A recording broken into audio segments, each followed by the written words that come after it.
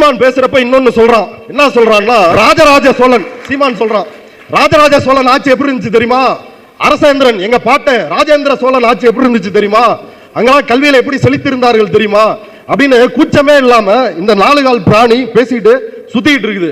ஆனா ராஜேந்திர சோழனுடைய ஆட்சி காலத்தில் கல்வி என்னவாக இருந்தது, சோழர் ஆட்சி காலத்தில் கல்வி முறை எப்படி இருந்தது, அதாவது ஒரு தமிழ் ராஜா எப்படி பார்ப்பன அடிவரடியாக பார்ப்பன சேவகனாக இருந்தார் அப்படின்றதுக்கு மிகச்சிறந்த உதாரணம் இந்த சோழர் கும்பலை சொல்லலாம். எல்லா ராஜாக்களுமே அப்படித்தான். அதுல சோழர்களை பற்றி சில உதாரணங்கள் சீமான் பேசுவதால். பொருட்களை இறக்குமதி செய்யறதை எல்லாரும் பார்த்திருப்போம். இவங்க பார்ப்பனர்களை இறக்குமதி செஞ்சாங்க. காஷ்மீர்ல இருந்து இறக்குமதி செஞ்சுக்கிறது, எங்கெங்கெல்லாம் பாப்பா இருக்கிறானோ அவனெல்லாம் இறக்குமதி செஞ்சு வாங்க, எங்க தமிழ் மக்கள் உழைச்சி சம்பாதிச்சா நல்லா இருக்குது, அதை சதுர்வேதி மங்கலம், பிரம்மதேயம், தேவதானம் அப்படின்னு நாங்க அள்ளி கொடுக்குறோம், நீங்க நொட்டிட்டு போயிருங்க அப்படின்னா அள்ளி கொடுத்த ராஜாக்களினுடைய ஆட்சி தான் இந்த சோழர்களுடைய ஆட்சி. ராஜேந்திர சோழன் காலத்து கரந்தை செப்பேடு, அந்த செப்பேடு என்ன சொல்லுது அப்படின்னா, காமசாஸ்திரம் படிப்பதற்கு 2 வேலி நிலம் ஸ்காலர்ஷிப் கொடுக்கப்பட்டிருக்கிறது. அடுத்து சாம வேதத்தின் உபநிஷத்துக்களை ஓதுவதற்கு 2 வேலி நிலம் கொடுக்கப்பட்டிருக்கிறது. வேதங்களின் சூத்திரங்களை பயிற்றுவிக்க 2 வேலி நிலம் கொடுக்கப்பட்டிருக்கிறது. பார்ப்பன மாணவர்கள், பார்ப்பனர்கள் மட்டும்தான் படித்தார்கள், தமிழர்களுக்கு கிடையாது. பார்ப்பனர்கள் படிப்பதற்கு யோசிச்சு பாருங்க, காமசூத்ரா படிப்பதற்கு 2 வேலி நிலத்தை ஸ்காலர்ஷிப்பாக ராஜேந்திர சோழன் காலத்தில் கொடுக்கப்பட்டிருக்குதுன்னா அந்த மன்னனை தமிழ் மன்னன் என்று சொல்லலாமா, பார்ப்பன அடிவருடின்னு சொல்லலாமா? பெரியார் இதான் கேட்டாரு. பெரியார் கேட்டதில் எந்த தவறாவது இருக்கிறதா? திருக்குறளுக்கு என்ன கொடுத்தாங்களா? திருக்குறள் படிச்சுன்னா 2 வேலி நிலம் உங்களுக்கு இலவசமா தருவோம் அப்படின்னு எந்த ராஜேந்திர சோழன் சொன்னாரா? ராஜராஜ சோழன் சொன்னாரா? எந்த சோழன் சொன்னான்? அப்ப இது எவ்வளவு பெரிய அயோக்கியத்தனம். இதை தந்தை பெரியார் கேள்வி எழுப்புறாரு. இது பழம் பெருமிதம் பேசுகின்ற சீமானால் ஏற்றுக்கொள்ள முடியவில்லை. இட ஒதுக்கீட்டு உரிமை இருக்குல்ல, நீதான் படிக்க வச்ச நீதான் படிக்க வச்ச அப்படின்னு சீமான் கொதிக்கிறானு. நீதி கட்சி அரசு 1921 கம்யூனல் ஜிஓ இட வகுப்புவாரி உரிமைக்கான ஆணையை பிறப்பிக்கிறது.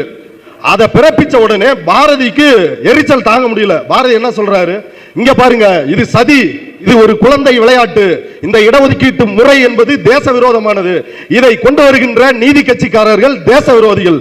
ஹெச் ராஜா இன்னைக்கு ஆன்டி நேஷனல், இவன் தேச விரோதி அவன் தேச விரோதி அப்படின்னு பேசினவ அன்றைக்கு 100 ஆண்டுகளுக்கு முன்னால் முதல் முறையாக பேசி அதை தமிழ்நாட்டில் தொடங்கி வைத்தவர் பாரதியார்.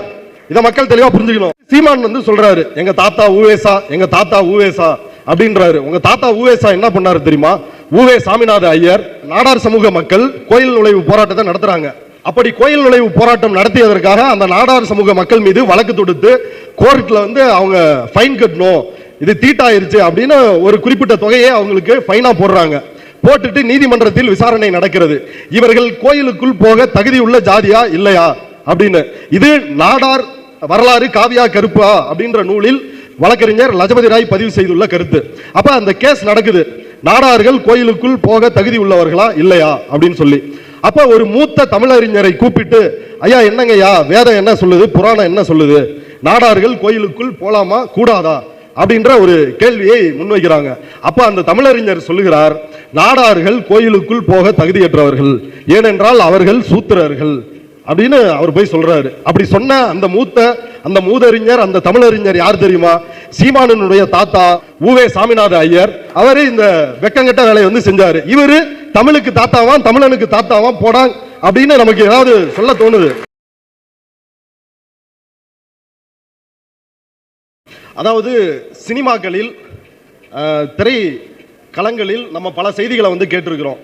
என்னோட கதையை திருடி படமா எடுத்துட்டாரு அப்படின்னு சொல்லி பல புதிய இயக்குனர்கள் பலரும் தயாரிப்பாளர் சங்கத்திலோ அல்லது திரைப்பட இயக்குனர்கள் சங்கத்திலோ புகார் கொடுப்பாங்க. அந்த சம்பவங்கள் நம்ம நிறைய பார்த்துருக்கோம். ஆனால் மற்ற நபர்களின் வாழ்க்கையில் நடந்த நிஜ சம்பவங்களை, அந்த கதைகளை திருடி 15 ஆண்டுகளாக சீமான் படமாக ஓட்டிக் கொண்டிருக்கிறான். அது தொடர்ச்சியாக அம்பலமாகி வருகிறது. முதல்ல பிரபாகரனுடைய அண்ணன் மகன் கார்த்திக் மனோகர் அவர் பேட்டி கொடுத்தார், சீமான்ட்ட பதில் இல்ல. அடுத்து ஒளிப்பதிவாளர் சந்தோஷ் பேட்டி கொடுத்தார், சீமான்ட்ட பதில் இல்ல. அடுத்து ஒளிப்பதிவாளர் அமர்தாஸ் அவர் பேட்டி கொடுத்தார், பதில் இல்ல. 8 நிமிடம் தான் சந்திப்பு நடந்துச்சு. அதுலேயும் பெரிய அளவில் எதுவும் பிரபாகரன் சீமானிடம் பேசவில்லை. இந்த ஆமக்கறி, உடும்பு கறி, இட்லியை உடைச்சா கறி, இது எல்லாமே பொய் அப்படின்றது தொடர்ச்சியாக அம்பலமாகி வருகிறது. இதற்கு எதற்கும் பதில் சொல்ல துப்பில்லாத ஒரு கோலையாக சீமான் ஓடி ஒளிந்து கொண்டிருக்கிறார். விடுதலை புலிகள் அந்த இயக்கத்தில் பரோட்டா போட்டுட்டு இருந்தவன் அவனை கூட்டு இவர் உண்மையிலே போய் பார்த்தாரு. என்னங்க ஆதாரம் போய் பார்த்ததுக்கு அப்படின்னா, அதான் சீமான் அண்ணனே சொல்றாரு, அதாங்க ஆதாரம் அப்படின்னு இப்படிப்பட்ட ஒரு போலி ஏஜென்ட்டுகளை கூட்டி கொண்டு வந்து தன்னுடைய ஈழ பயணத்திற்கு தானே ஒரு சர்டிபிகேட் கொடுக்கிற நிலைமையில சீமான் இன்றைக்கு இருக்கிறார். அந்த சீமான் பல்வேறு செய்திகளை இந்த ஈரோடு இடைத்தேர்தல் பிரச்சாரத்தின் பொழுது பேசியிருக்கிறாரு. அதற்கு என்னால் முடிந்த அளவுக்கு நான் பதில் சொல்லலாம் அப்படின்னு இருக்கிறேன். இப்போ முதல்ல அவர் அடிக்கடி தொடர்ச்சியாக பேசுறது என்னன்னா, பாரதியார் பாப்பானா பெரும் பாவலானா, பாரதியார் ஒரு தமிழ் பாட்டன், அந்த தமிழ் பாட்டனை பாப்பான் என்று சொன்னது யார்? அப்படி சொன்னது திராவிட இயக்கம், அப்படி சொன்னது பெரியார். பெரியார் பாரதியாரை இழிவுபடுத்தி விட்டார், அவருக்கு சாதி வரி இருக்கிறது அப்படின்னு சீமான் மேடைதோறும் பேசுறாரு. இதுல உண்மை இருக்கா இல்லையா அப்படின்றதுக்கு பாரதியாரினுடைய எழுத்துக்களே மிகச்சிறந்த சான்றுகளாக இருக்கிறது. பாரதியார் என்ன சொல்றாருன்னா, நாள் வருணம் வேண்டும் அப்படின்னு சொல்றாரு. அவருடைய பாடல் வரிகளையே மேற்கோள் காட்டணும் அப்படின்னா, வேதம் அறிந்தவன் பார்ப்பான், பல வித்தை தெரிந்தவன் பார்ப்பான், நீதி நிலை தவறாமல் தண்ட நியமங்கள் செய்பவன் நாய்க்கன், பண்டங்கள் விற்பவன் செட்டி, பிறர் பட்டினி தீர்ப்பவன் செட்டி, நாலு வகுப்பு இங்கு ஒன்றே, இந்த நான்கில் ஒன்று குறைந்தால் வேலை தவறி சிதைந்தே செத்து விழுந்திடும் மானிட சாதி. 4 வருணங்கள் இல்லை என்றால், அந்தந்த குலத்திற்கு விதிக்கப்பட்ட தொழில்களை அவரவர்கள் செய்யவில்லை என்றால் இந்த மனித சமூகமே அழிந்துவிடும் என்கின்றார் பாரதியார். இவரை என்ன பெரும் கவிஞர் பெரும் புலவர் அப்படின்னு பார்க்கலாமா, இல்ல பாப்பான்னு பார்க்கலாமா? பாரதியாரே சான்று கொடுத்திருக்காரு. செந்தமிழ்நாடு எனும் போதினிலே எங்க அப்படின்னு பாட்டு பாடினாரு பாரதியாரு. நீங்க என்னடா தமிழ்நாடுன்னு பேர் வச்சீங்க, நீங்க பேர் வைக்கிறதுக்கு முன்னாடியே செந்தமிழ்நாடுன்னு என் பாட்டன் பாரதி பாடினா அப்படின்னு சீமான் சொல்றாப்ல. இப்ப விஷயத்துக்கு வருமே, பாரதிக்கு தமிழ் மீது எந்த அளவுக்கு பற்று இருந்தது. அந்த செந்தமிழ்நாடு எனும் போதினிலே அப்படின்ற அந்த பாடலை பலரும் வலியுறுத்தி கேட்ட பிறகுதான் மதுரை தமிழ் சங்கத்தினுடைய அந்த மொழி குறித்தான போட்டிக்கு இந்த கவிதையை பாரதியார் எழுதுறாரு. இதை பாரதிதாசன் ஆதாரத்தோடு குறிப்பிட்டு ஒரு கவிதையை பாரதிதாசன் எழுதியிருக்கார். பாரதியை பாராட்டி ஒரு கவிதை எழுதியிருக்காரு. அப்படித்தான் இந்த செந்தமிழ்நாடு எனும் போதினிலே இன்ப தேன் வந்து பாயுது காதினிலே. இதை நம்ம ஐயா பெரியார் சொல்றாரு. என்ன சொல்றாருன்னா, செந்தமிழ்நாடு எனும் போதினிலே வெங்காயம் காதுக்குள்ளே அப்படின்றாரு. இதை ஐயா சொன்னதுனால பாத்தீங்களா, இவர் வெங்காய மண்டை வியாபாரி, அவர் புத்தி பாருங்க எங்க போகுது அப்படின்றான். பெரியார் என்ன சொல்றாரு, நீ உன் நாட்டை செந்தமிழ்நாடுன்னு சொல்லிக்கிட்டா போதுமா? வெளிநாட்டுக்காரன் சொல்லும்ல, வளர்ச்சி அடைந்த நாடுகள் எல்லாம் உன்னை பார்த்து இவன் வளர்ந்துருக்கிறான், இவன் முன்மாதிரியான நாடு அப்படின்னு அவன் சொன்னாதானே அது சிறப்பு, நீயே சொல்லிக்கிட்டா போதுமா அப்படின்னு பெரியார் கேட்கிறாரு. இப்ப விஷயத்துக்கு வருவோம். இவ்வளவு தமிழ் பற்று மிக்க பாரதி தன்னுடைய உரைநடைகளில் என்ன எழுதுறாரு அப்படின்னா, பாஷைகளிலேயே ஒரு பாஷை உயர்ந்த பாஷையாக இருக்குமானால் அந்த பாஷையை தெய்வ பாஷை என்று சொல்வதில் என்ன தவறு?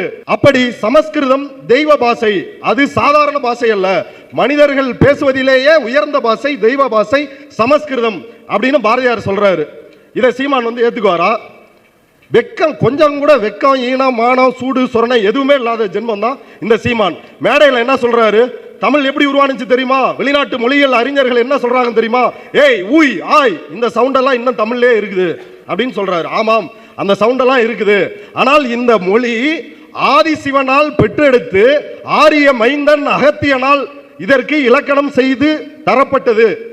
அதாவது சிவன் இந்த மொழியை பெற்றெடுத்தார், ஒரு ஆரிய பார்ப்பான் இந்த மொழிக்கு இலக்கணம் கற்றுக் கொடுத்தான். தமிழனுக்கு இந்த மொழிக்கு இலக்கணம் எழுதுவதற்கு கூட தகுதி இல்லை, யோகிதை இல்லை அப்படின்னு இழிவுபடுத்தி பாரதியார் எழுதியிருக்காரு. அந்த பாரதி எப்படி நம்முடைய பாட்டனாக இருக்க முடியும்? இது மட்டும் இல்ல, பல இடங்கள்ல பாரதி பாரதி பெரியார் விடுதலை போராட்டத்தில் கலந்து கொண்டாரா, பெரியார் விடுதலை போராட்டத்தில் கலந்துக்கிட்டாரா இல்லையான்னு ஸ்கூல் போயிருந்தா தானே இவருக்கு தெரிஞ்சிருக்கும். ஸ்கூல் புக்லேயே இருக்குது, விடுதலை போராட்டத்தில் பெரியாருக்கு ஆரம்ப காலத்தில் கலந்து கொண்டது, சிறைக்கு போனது, இது எல்லாமே ஸ்கூல் புக்ல இருக்கு. ஆனா பாரதியார் தான் உண்மையான விடுதலை போராட்ட வீரர். பாரதியாருக்கு பெரியார் ஈடாவாரா அப்படின்னு கேட்கிறாரு. சரி, பாரதியினுடைய அந்த விடுதலை போராட்ட உணர்வு, அந்த வீரியம் எத்தகையது அப்படின்னா, பாரதியார் நல்ல கவிதை எழுதியிருக்கிறாரு. தண்ணீர் விட்டா வளர்த்தோம் சர்வேசா, இப்பயிரை கண்ணீரால் காத்தோம் கருக திருவுளமோ அப்படின்னு எழுதியிருக்காரு. சுதந்திரம் அடைவதற்கு முன்னதாகவே ஆடுவோமே பல்லு பாடுவோமே ஆனந்த சுதந்திரம் அடைந்து விட்டோமே அப்படின்னு பாரதி எல்லாம் பாடி இருக்கிறாப்ல. ஆனா பாரதி நடைமுறையில் என்ன செய்தார் அப்படின்றது இருக்குல்ல. அவர் இந்தியா ஏட்டில் எழுதிய ஒரு கட்டுரைக்காக பிரிட்டிஷ் போலீஸ் அவரை தேடி வருது. பாரதியார் இருக்காரா அப்படின்னு கேட்கிறாங்க. உள்ள இருக்கிறாரு அப்படின்னு கையை காட்டிட்டு பாரதியார் வெளியே எஸ்கேப் ஆகி ஓடுறாரு. ஓடி பாரதியார் எங்க போறாருன்னா, அன்றைக்கு பிரெஞ்சு ஆட்சி நடைபெற்று கொண்டிருந்த பாண்டிச்சேரிக்கு ஓடி போய் தலைமறைவாயிடுறாரு. பாண்டிச்சேரியில் தலைமறைவாகி 5 மன்னிப்பு கடிதங்களை பிரிட்டிஷ் அரசாங்கத்திற்கு இந்த பாரதி எழுதுகிறார். இதுதான் விடுதலை போராட்டத்தினுடைய யோகிதையா? சீமான், நீ வாயை திறந்து பதில் சொல்லணும். இதுக்கு பேர் தான் விடுதலை போராட்டமா? 5 மன்னிப்பு கடிதங்கள் சாவர்கருக்கு முன்னதாகவே எழுதி குவித்த ஒரு மாவீரர் தான் இந்த பாரதியார். இந்த 5 மன்னிப்பு கடிதங்களை எழுதினாரா? அது மட்டுமா எழுதினார்? அதே 1914 இந்த பாரதி இன்னொரு கவிதையை எழுதுகிறார். புரட்சிமிகு எழுச்சிமிகு கவிதை. நண்பருக்கு கூட அந்த கவிதை தெரிஞ்சிருக்கலாம். அந்த கவிதை என்ன? அச்சமில்லை அச்சமில்லை அச்சம் என்பது இல்லையே, உச்சி மீது வானிடிந்து வீழுகின்ற போதிலும். ஒரு பக்கம் மன்னிப்பு கடிதம், இன்னொரு பக்கம் அச்சமில்லை அச்சமில்லை அச்சம். இதுதான் பாரதியாரோட யோகிதை. அப்ப மக்கள் நீங்க தான் புரிஞ்சுக்கணும். புத்தகத்தில் இருக்குது, இவன் சொன்னா அவன் சொன்னா அரசியல்வாதி மேடையில் சொன்னா அப்படின்றதுக்காக இதையெல்லாம் உண்மை என்று நாம் நம்ப தேவையில்லை. ஆதாரங்களோடு பாரதியாரினுடைய எழுத்துக்களில் இருந்து எந்தெந்த பக்கத்தில் இருந்து இது குறிப்பிடப்பட்டிருக்குது அப்படின்றத திராவிடர் இயக்க பார்வையில் பாரதியார் அப்படின்ற நூலில் ஐயா வாலாசா வல்லவன் தெளிவாக எழுதியிருக்காரு. இது சும்மா 1-2 சாம்பிள் தான். இட ஒதுக்கீட்டு உரிமை இருக்குல்ல, என்ன இடம் நீ தான் படிக்க வச்ச அப்படின்னு சீமான் கொதிக்கிறானு. நீதி கட்சி அரசு 1921 கம்யூனல் ஜிஓ இட வகுப்புவாரி உரிமைக்கான ஆணையை பிறப்பிக்கிறது. அதை பிறப்பிச்ச உடனே பாரதிக்கு எரிச்சல் தாங்க முடியல. பாரதி என்ன சொல்றாரு? இங்க பாருங்க, இது சதி, இது ஒரு குழந்தை விளையாட்டு. இந்த இடஒதுக்கீட்டு முறை என்பது தேச விரோதமானது. இதை கொண்டு வருகின்ற நீதி கட்சிக்காரர்கள் தேச விரோதிகள். ஹெச் ராஜா இன்னைக்கு ஆன்டி நேஷனல், இவன் தேச விரோதி அவன் தேச விரோதி அப்படின்னு பேசினத அன்றைக்கு 100 ஆண்டுகளுக்கு முன்னால் முதல் முறையாக பேசி அதை தமிழ்நாட்டில் தொடங்கி வைத்தவர் பாரதியார். இதை மக்கள் தெளிவாக புரிஞ்சுக்கணும். இது ஏற்றுக்கொள்வதற்கு கடினமாக இருக்கலாம், ஆனால் உண்மை இதுவாகத்தான் இருக்குது. அடுத்து சீமான் பேசுறப்ப இன்னொன்னு சொல்றான். என்ன சொல்றான்னா, பெரியார் தான் படிக்க வச்சாருன்றீங்க. பாருங்க, நம்மளை விட கேரளா அதிகமா நம்மளை விட படிச்சிருக்கிறாங்க. தமிழ்நாட்டினுடைய சராசரியை விட கேரளாவில் அதிகமாக இருக்குது, அங்கே அதிகமாக இருக்குது. இப்போ இங்கெல்லாம் பெரியார் தான் படிக்க வச்சாரா? மகாராஷ்டிராவில் படித்தவங்களுக்கெல்லாம் காரணம் பெரியார் தானா? இப்படி வாய்கிலிய வியாக்கியானம் பேசுகிறான். ஆமாண்டா சீமான், இந்தியா முழுவதும் உள்ள மக்கள் படித்ததற்கு காரணம் தந்தை பெரியாரும் அண்ணல் அம்பேத்கரும் தான். தனித்துவமான இடம் தந்தை பெரியாருக்கு இந்த போராட்டத்தில் இருக்கிறது. அதாவது 1921 நீதி கட்சி வகுப்புவாரி உரிமை அப்படின்ற இடஒதுக்கீட்டை அமல்படுத்துகிறார்கள். 100% இடஒதுக்கீடு கல்வியிலும் வேலை வாய்ப்புகளும். அது நடைமுறைப்படுத்த முடியாத சிக்கல் வருது. அடுத்து 1928 இந்த நீதி கட்சி தான் பின்னாடி திராவிடர் கழகமாக 1944 மாறுகிறது. அதனுடைய தலைவராக தந்தை பெரியார் வருகிறார். அந்த நீதி கட்சியினுடைய உதவியோடு நடைபெற்ற ஒரு ஆட்சி தான் சுப்பராயன் தலைமையில் நடைபெற்ற ஒரு ஆட்சி 1928. அந்த ஆட்சி தான் முதலாக இந்த கம்யூனல் ஜிஓவை அமல்படுத்தியது. 100% இடஒதுக்கீடு, பார்ப்பனர்களுக்கும் இடஒதுக்கீடு, இஸ்லாமியர்கள், கிறிஸ்தவர்கள், பார்ப்பனர்கள், பிராமணர் அல்லாதவர்கள் எல்லோருக்கும் 100% இடஒதுக்கீடு இந்தியாவிலேயே தமிழ்நாட்டில் இருந்தது. அதற்கு பிறகு 1947 நினைக்கிறேன், ஓமந்தூர் ராமசாமி ரெட்டியார் அவர் பொறுப்புக்கு வரார், காங்கிரஸ் முதலமைச்சர். அவர் இந்த இடஒதுக்கீட்டில் பிற்படுத்தப்பட்ட இந்துக்கள் அப்படின்ற ஒரு புதிய பிரிவை உருவாக்கி அவர்களுக்கு ஒரு 14% கூடுதலாக இடஒதுக்கீடை தர்றாங்க. இதெல்லாம் சுதந்திரத்துக்கு முன்னாடி வெள்ளைக்காரனிடம் நாம் போராடி நம்ம இடஒதுக்கீடை நம்முடைய முன்னோர்கள் நீதி கட்சியும் தந்தை பெரியாரும் நமக்கு வாங்கி கொடுத்தார்கள். ஆனால் இந்த நாடு சுதந்திரம் அடைந்த உடனேயே அந்த இடஒதுக்கீட்டை ரத்து செய்தார்கள். அந்த இடஒதுக்கீட்டை ஒழித்து கட்டினார்கள். யார் ஒழித்து கட்டினார்? அரசியலமைப்பு சட்டத்தினுடைய அந்த நிர்ணய சபையில் 6 பேர் உறுப்பினர்களாக இருந்தாங்க. 4 பேர் பார்ப்பனர்கள், ஒருவர் அண்ணல் அம்பேத்கர், ஒருவர் ஒரு இஸ்லாமியர். அந்த 4 பேரில் ஒருவரான அல்லாடி கிருஷ்ணசாமி ஐயர் அவர் என்ன செய்யறாருன்னா, செண்பகம் துரைராஜ் அப்படின்ற ஒரு அம்மாவை பிடிச்சு, நான் மெடிக்கல் காலேஜுக்கு அப்ளை பண்ண கம்யூனல் ஜிஓ இருக்குது, அந்த கம்யூனல் ஜிஓவால எனக்கு படிப்பதற்கு வாய்ப்பு கிடைக்கவில்லை. அதாவது நமக்கெல்லாம் படிப்பதற்கும் வேலையில் சேருவதற்கும் இடஒதுக்கீடு நீதி கட்சி வழங்குகிறது. அந்த இடஒதுக்கீட்டை அவர்களால் ஏற்க முடியல. இதனால எங்களுடைய தகுதி கெட்டு போய்விட்டது, எங்களுடைய திறமைக்கு மோசடி வந்து விட்டது அப்படின்னு இந்த அம்மா போய் வழக்கு போடுறாங்க சென்னை உயர்நீதிமன்றத்தில். சென்னை உயர்நீதிமன்றமும் அந்த அம்மா பேச்சை கேட்டுக்கிட்டு அவருக்கு யாரு வழக்கறிஞரா வாதாடுறா? அல்லாடி கிருஷ்ணசாமி ஐயர். அந்த அல்லாடி கிருஷ்ணசாமி ஐயர் எதை பயன்படுத்துறாருன்னா, அண்ணல் அம்பேத்கர் இந்திய அரசியலமைப்பு சட்டத்தில் பிரிவு 15 பிரிவு 29(2) இந்த 2 பிரிவு என்ன சொல்லுதுன்னா, அரசு நிறுவனத்தில் சாதி, மத, இன, மொழி, பாலினம் அப்படின்னு எந்த பாகுபாடும் காட்டக்கூடாதுன்னு பிரிவு 15 சொல்லுது. பிரிவு 29(2) என்ன சொல்லுது அப்படின்னா, அரசினாலோ அரசு உதவி பெறும் எந்த கல்வி நிறுவனத்திலோ சாதி, மதம், இனம், மொழி அடிப்படையில் எந்த பாகுபாடும் காட்டக்கூடாது அப்படின்னு அந்த பிரிவு சொல்லுது. அப்ப இந்த ரெண்டு பிரிவுகளை மக்கள்கிட்ட பாகுபாடு இருக்கக்கூடாது அப்படின்றதுக்காக சொல்லப்பட்ட இந்த இரண்டு பிரிவுகளை கையில் எடுத்துக்கொண்டு இந்த பார்ப்பன கும்பல் நம்முடைய இடஒதுக்கீட்டை ஒழித்து கட்டினார்கள் சென்னை உயர்நீதிமன்றத்தில். இந்த கேஸ் வந்து அங்க சுப்ரீம் கோர்ட்டுக்கு போகுது. சுப்ரீம் கோர்ட்லயும் இந்த இடஒதுக்கீட்டை ரத்து செய்கிறார்கள். சுப்ரீம் கோர்ட்டுக்கு போன வேண்டி தான் தெரிஞ்சது இந்த செண்பகம் துரைராஜ் அப்படின்ற இந்த அம்மா மெடிக்கல் காலேஜுக்கு அப்ளையே பண்ணாம இங்க பாருங்க எங்க வாய்ப்பு பறி போயிருச்சு அப்படின்னு ஒரு போலியான நாடகத்தை இந்த அம்மா நடத்திருக்காங்கன்னு சுப்ரீம் கோர்ட்ல தெரிஞ்சது. ஆனா சுப்ரீம் கோர்ட்ல இருக்கிற எந்த நீதிபதியும் அந்த அம்மாவுக்கு தண்டனையும் இந்த கம்யூனல் ஜியோ இடஒதுக்கீடு செல்லும் அப்படின்னு எந்த தீர்ப்பும் தரல. ஏன்னா எல்லாரும் அவால். அப்ப தந்தை பெரியார் சொன்னாரு, இது சட்டமன்றத்திற்கு போனாலோ உயர் நீதிமன்றத்திற்கு போனாலோ சுப்ரீம் கோர்ட்டுக்கு போனாலோ முடியாது, சுப்ரீம் கோர்ட்டாவது டேஷாவது வாங்கடா வீதியில் இறங்கி போராடுவோம் அப்படின்னு தந்தை பெரியார் ஒட்டுமொத்தமாக தமிழ் மக்களுக்கு மிகப்பெரிய அறைகூவலை விடுக்கிறார். தந்தை பெரியார் முதல் முறையாக மாணவர்களை போராட்ட களத்திற்கு பெரியார் அதில் தான் அழைக்கிறாரு. பெரும்பாலும் மாணவர்களை போராட்ட களத்திற்கு அழைத்து அவர்களுடைய கல்வி பாதிக்கப்படக்கூடாது அப்படின்றதுல தந்தை பெரியார் உறுதியாக இருக்கக்கூடிய தலைவர். அப்ப மாணவர்கள் வீதியில் இறங்கி போராடுறாங்க. இந்த போராட்டத்தை பத்தி சீமான் சொல்றான், வெக்கமே இல்லாம கொஞ்சம் கூட கூச்சமே இல்லாம சொல்றான், இந்த இடஒதுக்கீடை வாங்கி கொடுத்தது காமராஜர் அப்படின்றான். அது என்ன விவரம்னு பின்னாடி வர்ற.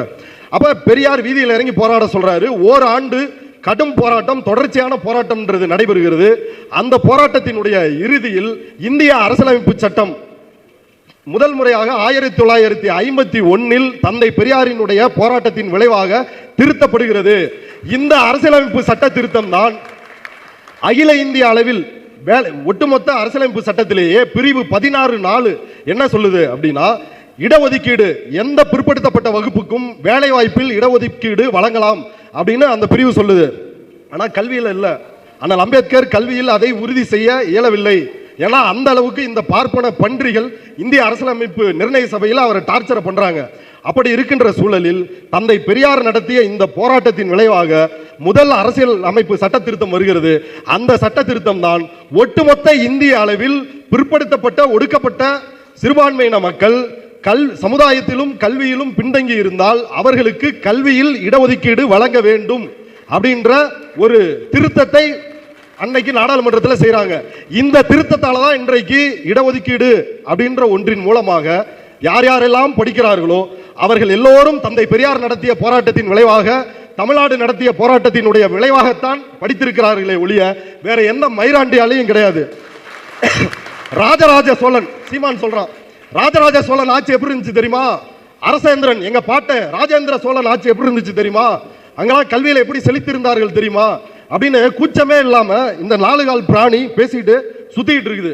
ஆனா ராஜேந்திர சோழனுடைய ஆட்சி காலத்தில் கல்வி என்னவாக இருந்தது, சோழர் ஆட்சி காலத்தில் கல்வி முறை எப்படி இருந்தது அப்படின்றது வந்து மிக மிக தமிழர்கள் வெட்கப்பட வேண்டிய ஒரு விஷயம். ஒரு தமிழ் ராஜா எப்படி பார்ப்பன அடிவருடியாக பார்ப்பன சேவகனாக இருந்தார் அப்படின்றதுக்கு மிகச்சிறந்த உதாரணம் இந்த சோழர் கும்பலை வந்து சொல்லலாம். எல்லா ராஜாக்களுமே அப்படித்தான். அதுல சோழர்களை பற்றி சில உதாரணங்கள் சீமான் பேசுவதால், இப்ப சோழர்கள் வந்து சோழர்களுடைய ஆட்சி காலத்தில் தான், அதாவது வேறு பொருட்களை இறக்குமதி செய்யறதை எல்லாரும் பார்த்திருப்போம். இவங்க பார்ப்பனர்களை இறக்குமதி செஞ்சாங்க.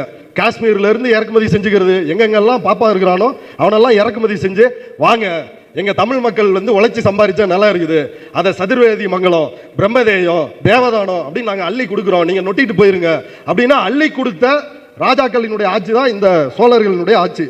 இந்த ஆட்சியில பார்ப்பன மாணவர்கள், பார்ப்பனர்கள் மட்டும்தான் படித்தார்கள், தமிழர்களுக்கு கிடையாது. பார்ப்பனர்கள் படிப்பதற்கு ஆதாரத்தோடு சொல்லுகிறேன், தமிழகத்தில் வேத கல்வி வரலாறு அப்படின்றத முனைவர் சி இளங்கோ ஆய்வு செய்து எழுதியிருக்கிறார். அந்த புத்தகத்தில் ராஜேந்திர சோழன் காலத்து கரந்தை செப்பேடு, அந்த செப்பேடு வந்து என்ன சொல்லுது அப்படின்னா, பார்ப்பனர்கள் படிக்கணும் இல்லைங்களா, அவங்களுக்கு வந்து இப்போ ஸ்காலர்ஷிப் நமக்கு கிடைக்கல, பிசி எம்பிசி எஸ்சி எஸ்டின்னு, அப்போ அன்னைக்கும் வந்து ஸ்காலர்ஷிப் வந்து கொடுத்துருக்குறாங்க. காமசாஸ்திரம் படிப்பதற்கு 2 வேலி நிலம் ஸ்காலர்ஷிப் கொடுக்கப்பட்டிருக்கிறது. அடுத்து சாமவேதத்தின் உபநிஷத்துக்களை ஓதுவதற்கு 2 வேலி நிலம் கொடுக்கப்பட்டிருக்கிறது. வேதங்களின் சூத்திரங்களை பயிற்றுவிக்க 2 வேலி நிலம் கொடுக்கப்பட்டிருக்கிறது. யோசிச்சு பாருங்க, காமசூத்ரா படிப்பதற்கு 2 வேலி நிலத்தை ஸ்காலர்ஷிப்பாக ராஜேந்திர சோழன் காலத்தில் கொடுக்கப்பட்டிருக்குதுன்னா அந்த மன்னனை தமிழ் மன்னன் என்று சொல்லலாமா, பார்ப்பன அடிவருடின்னு சொல்லலாமா?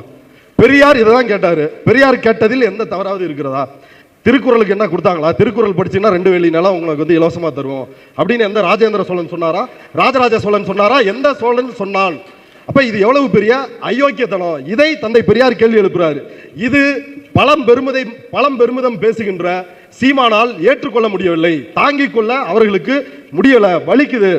அடுத்து சீமான் வந்து சொல்றாரு, எங்க தாத்தா ஊவேசா அப்படின்றாரு. உங்க தாத்தா ஊவேசா என்ன பண்ணாரு தெரியுமா? ஊவே சாமிநாத ஐயர், சேதுபதி மன்னர்கள், நாடார் சமூக மக்கள் கோயில் நுழைவு போராட்டத்தை நடத்துறாங்க.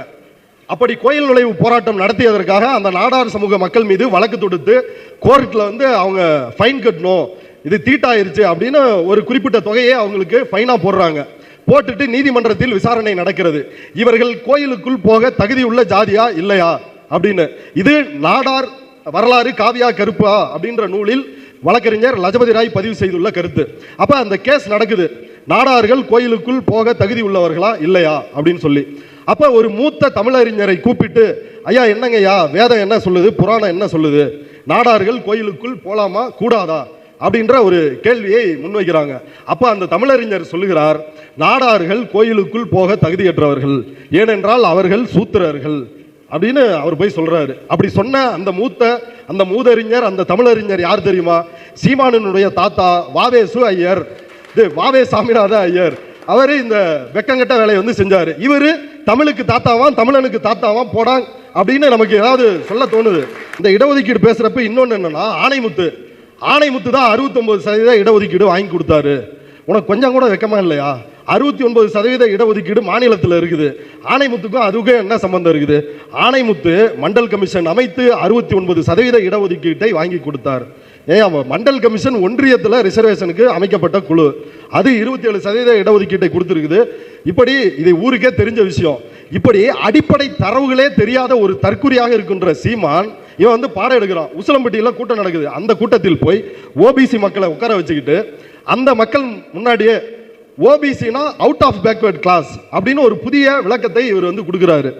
ஓபிசினா அதர் பேக்வர்ட் கிளாஸ், அதாவது பிற்படுத்தப்பட்ட, மிகவும் பிற்படுத்தப்பட்ட இந்த மக்களினுடைய இடஒதுக்கீட்டுக்கான ரெப்ரசன்டேஷன். அதை அப்படின்னா என்னன்னே தெரியாம அந்த சமூகத்து மக்களையே உட்கார வச்சுக்கிட்டு அவங்க தலையிலேயே மிளகா அரைக்கிற வேலையை இந்த மானங்கட்ட சீமான் வந்து செய்யறாரு. இது பற்றி பத்திரிகையாளர் சந்திப்பில் கேள்வி எழுப்பினால் சீமான்ட்ட பதில் இல்லை. சீமான் என்ன சொல்றாரு? ஆமாடா நான் முட்டா பையடா, எனக்கு ஒன்றும் தெரியாதுடா, ஏன்டா என்கிட்ட வந்து கேள்வி கேட்குறீங்க அப்படின்றாரு. அப்ப இப்படிப்பட்ட ஒரு முட்டாள் அயோக்கியர்கள் தான் இங்க இருக்கிறாங்க. இறுதியா முத்துராமலிங்க தேவர் குறித்து அவர் சமீபமா நிறைய விஷயங்களை வந்து சொல்லிட்டு இருக்கிறாரு. அதாவது முத்துராமலிங்க தேவர் போராட்டத்திற்கு அறைகோல் விடுத்தார். குற்றப்பரம்பரை சட்டத்தை ஒழிப்பதற்காக 1000 பேர் வாங்க, கட்டை விரலை வெட்டி நெருப்பில் போடுங்க அப்படின்னு நெருப்பில் போட்டு ஒரு போராட்டத்தை நடத்தினார் அப்படின்னு சொல்றாரு. இந்த கூட்டத்தின் வாயிலாக சவால் விடுகிறேன், சீமானிடம் ஏதாவது ஆதாரம் இருக்குதா? அப்படி எந்த செய்தியாவது நீங்க யாராவது கேட்டிருக்கிறீங்களா? ஏதாவது புத்தகத்தில் படிச்சிருக்கிறீங்களா? எதுவுமே கிடையாது. இது முழுக்க பொய். எப்படி மற்ற வஉசியை வைத்து பெரியாரை இழிவுபடுத்தணும் அப்படின்னு சீமான் இழிவாக சிந்திக்கிறாரோ, அதே போல முத்துராமலிங்க தேவரை தூக்கிட்டு வந்து பெரியாருக்கு எதிராக நிறுத்தணும் அப்படின்றதுதான். பெரியார் குற்றப்பரம்பரை சட்டத்திற்கு எதிராக பேசவில்லை அப்படின்றாரு. பெரியார் பேசியிருக்கிறாரு, அண்ணல் அம்பேத்கர் பேசியிருக்கிறாரு. அண்ணல் அம்பேத்கர் 1933 இந்திய அரசியல் சட்ட சீர்திருத்த குழுவின் முன்னாடி ஆஜராகி கள்ளர், மறவர் உள்ளிட்ட தமிழ்நாட்டில் 89 ஜாதிகள், வன்னியர், பறையர், படையாச்சி, இப்படி பல்வேறு சாதிகளுக்கு, வளையர், குறவர், இவர்களுக்கு குற்றப்பரம்பரை சட்டத்தால் பாதிக்கப்பட்டிருந்தாங்க. இந்த ஜாதிகள்லாம் இவர்களை அதிலிருந்து மீட்க வேண்டும், அந்த சட்டத்தை ஒழிக்க வேண்டும்னு அண்ணல் அம்பேத்கர் பேசியிருக்காரு. தமிழ்நாட்டில் தந்தை பெரியார் 1937 தீவிரமா குரல் கொடுத்திருக்கிறாரு. நீதி கட்சியும் இந்த கள்ளர் சமூகத்தையும் மறவர் சமூகத்தையும் மீட்டெடுப்பதற்காக அவர்கள் மீது திணிக்கப்பட்டிருக்கின்ற அந்த அடக்குமுறையை ஒழிப்பதற்காக பல்வேறு திட்டங்களை செயல்படுத்துறாங்க. ஆனால் இதில் ஒரே ஒரு இடத்துல மட்டும்தான் முத்துராமலிங்க தேவர் வராரு. எப்ப வராருன்னா 1933 முத்துராமலிங்க தேவரினுடைய சமூகம், அதாவது ஆப்ப நாட்டு கொண்டையங்கோட்டை மறவர், அவர் சமூகத்தோட பேர் சொல்றாங்க, அந்த சமூகம் குற்றப்பரம்பரை பட்டியலில் சேர்க்கப்படுகிறது. அப்படி குற்றப்பரம்பரை பட்டியலில் சேர்க்கப்பட்டவுடன் தான் இவர் போராட்ட காலத்துக்கே வர்றாரு. அதுவும் ஒரு வருஷம் கழிச்சு 1934 மே 12 அன்னைக்கு கமுதியில் ஒரு மாநாடு நடக்குது. காங்கிரஸ் கட்சியை சார்ந்த வரதராஜுலு நாயுடு அவர் தலைமையில் ஒரு கூட்டம் நடக்குது. அந்த கூட்டத்தில் தான் அவர் வந்து கலந்துக்கிறாரு. அதுதான் அவருடைய பங்களிப்பு. வேற எதுலையுமே இவர் எதுவுமே முத்துராமலிங்க தேவர் இந்த கைரேகை ஒழிப்பு சட்டத்திற்காக, குற்றப்பரம்பரை ஒழிப்பு சட்டத்திற்காக அவர் ஒண்ணுமே செய்யல. அப்படி இருக்கும் பொழுது உண்மை இப்படி தெளிவா இருக்குது. இவரை எடுத்துட்டு வந்து வச்சு பெரியாரை வீழ்த்தணும்னு நினைக்கிறாரு. இதே காங்கிரஸில் டிடி கிருஷ்ணமாச்சாரி போன்றவர்கள் அரசியல் நிர்ணய சபைக்கு தேர்ந்தெடுக்கப்படுறாங்க. டிடி கிருஷ்ணமாச்சாரி டிடிகே அப்படின்ற பேர்ல பிரிட்டிஷ்காரன் காலத்திலேயே ஒரு கம்பெனியை வைத்து நடத்தியவர்.